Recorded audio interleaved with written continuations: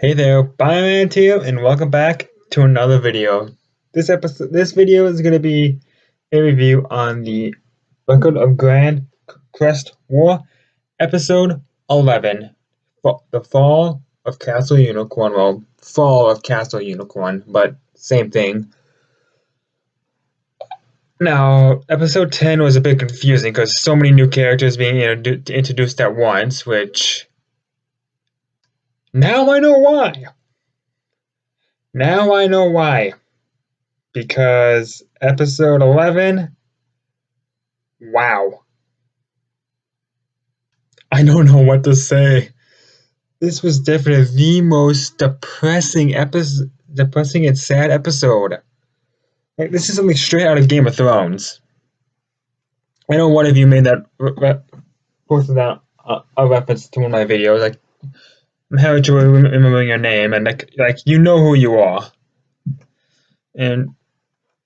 But in fact, I might be able to find it here quickly. I just don't want to. Well, I would look for it. I just don't want the video or my video to play in the background here. So yeah, but I will be, if you make another comment, I will be able to recognize that it's you. But let's continue on. Basically, there's a lot of death in this episode.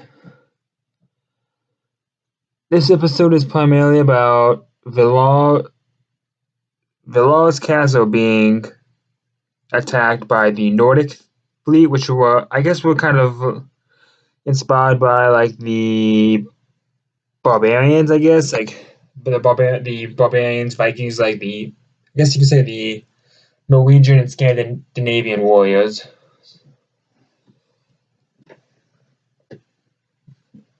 From the ocean and Marines forces from land.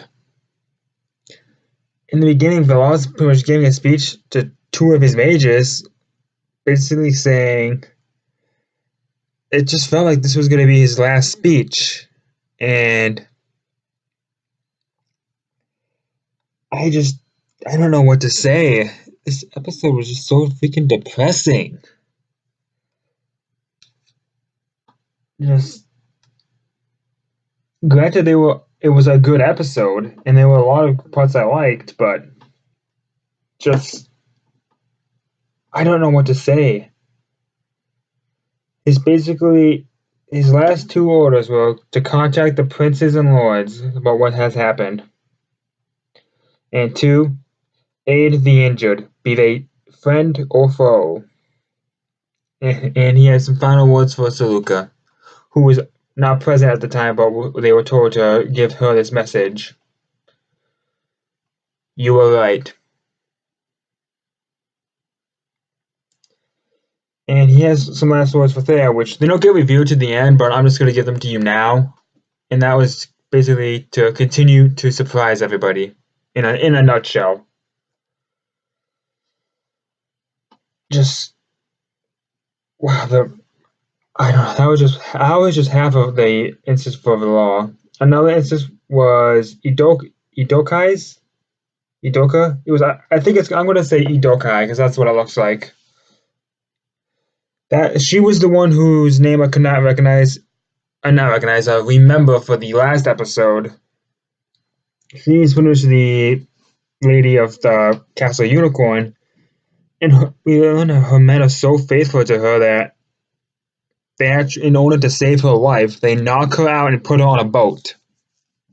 I got like a little dinghy.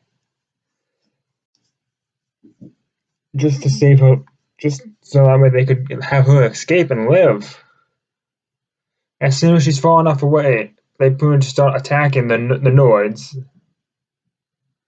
and just he gets and Idokai's fleet men just get annihilated until eventually the last man we saw, pretty much, I guess you could say, sleeping with Idokai, went to what blew up was the last survivor, so he blew up the floating castle. Like, just to take out as many of the enemy as they could. Just the look on Idokai's face, like it is actually like pure anger, anguish, sorrow. Like I, I feel depressed just from this episode. Like these are characters we barely got to know. Just the writing from last episode to this one, just magnificent. You're feeling pain, sorrow for characters you didn't even know. I can't remember the author, but they are a genius with this character development and writing. And we also finally get to find out why Valor was scared to love. And I'm using finally for a very good reason. We learn that he's just scared to love because he doesn't want to lose the one he loves. Which, unfortunately, he does. Again. And the one, I should probably mention this, the one leading the Nords is Eureka, daughter of Mariquis, of Lord of the Nords. And apparently when we first see her, she's first talking about Margaret and say, "I'm coming, sister." Like, okay, wait, what? Now I'm confused. Like, I'm guessing this might be like a adopted, like I believe they said like Margaret's entire family was wiped out. So I'm guessing like Margaret was the adopted child. Maybe, I don't know. But her past wasn't really revealed. And eventually Margaret and Valor attack the land force just to defeat as many as they can.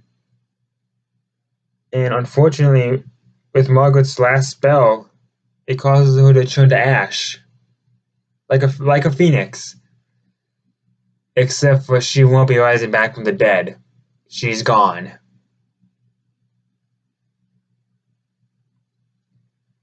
And Valor, stricken with grief, attacks the enemy and just slaughters them. Or slaughters as many as he can. Until eventually he himself is defeated. Some like those weird magical crossbows that shot at him, he uses his crest to block them all. I think like they might have still hit him because he eventually Marine walks up to him. He relinquishes his crest of his own free will, and basically tells Marine that he's going to be praying that she can be wed with Alexis for her happiness. And then he falls, and then he drops dead. This was a really depressing episode. After a little bit while, Marine's in the throne room. Helga basically says, "You may have conquered the land, but we will not subjugate to you." And then she drinks poison and kills herself. There was another mage who was up at the weapon that needs the sun. I can't remember what it's called, and it's implied that Eureka killed her. Because she was, at the time, Valor was also still alive, or at least she thought he was alive. So that way he could legally kill her without breaking the code. So 2 mages are killed, 1 commits suicide. Helga is the only survivor. I think it's Helga is the only survivor. She's the one treating to the wounded. I don't know what happened to her after the wounded has been treated. Like, we might find out next week, like this Friday. But who knows? Eventually, Marine gives Milza Altric with the goal of conquering it. Ooh, things are gonna get intense, and the last things we see is pretty much Valor's younger brothers Lastic David all crying and being depressed, like all the surviving lords of the under the law all crying because, well, the law's dead. So I just we don't really get to see how Theo reacts. Basically, the last we see of him in this episode is him looking off into the sunset after Saluka delivers Valar's final words to him. This was a depressing episode. I don't know what else to say. I'm happy that I didn't stop watching this, because I feel like we had a bunch of introductions to new characters in episode 10 to build up for the next storyline, the next arc, which I don't know what that's going to be about, because this one was obviously the I guess you could call it the Valar arc, because it was basically about him. My theory is the next one's going to be probably Milza. Maybe Dimitri's going to come back and they're going to have to take care of him. Maybe it'll be Yuna, but I doubt it's going to be Marine. This would be way too soon to take out Marine for the next episode, the next arc. Like, she should be like one of the fourth, maybe fifth arc, and then the Chaos could be the final arc. Yeah. I just want to say I just really enjoyed this episode, and I'm really looking forward to the next one, which is unfortunately called, well, not unfortunately, it's actually episode 11.5. So I don't know what's going on. So this isn't really episode 12, but it's not episode 11. It's kind of like in between. So this would definitely, it's called Liminence. So I think I pronounced it right. I'm pretty sure I just butchered that pronunciation, but if you've seen the episode and you're still watching, then you know what it's called. And this would definitely be just everybody looking back on Valar, what he was like. So I feel like with this episode, we might get a better look into Valar's character, despite that he's dead. Now, yeah, it's depressing that Valar's dead and we're not going to get that lustful lord anymore, but like, I definitely think this was too early for him to die, especially Margaret. This was way too early for her to die, in my opinion. Like, Idokai gets to live, but who we don't even know anything about. Like, okay, well, if you're gonna kill somebody, why not kill her? Like, well, granted how she looks towards men, I'm kind of glad she's alive, because it's gonna be pretty interesting when she runs into Theo. And if she goes all over him, oh, Saluka's gonna be pissed. And naturally, if Ashila's nearby, she's gonna side with her girl Saluka, and there's gonna be hell. I'm sure really looking forward to finding out how Ashila reacted to Theo and Saluka sharing a kiss. That's gonna be entertainment. But that's really all I want to say. If you haven't done it so yet, click that subscribe button. Then, also, hit the like button, share the video around, and meet me in the comment section below. And also, for any updates, follow me on Twitter. Link will be in the description. Byrand is out of here.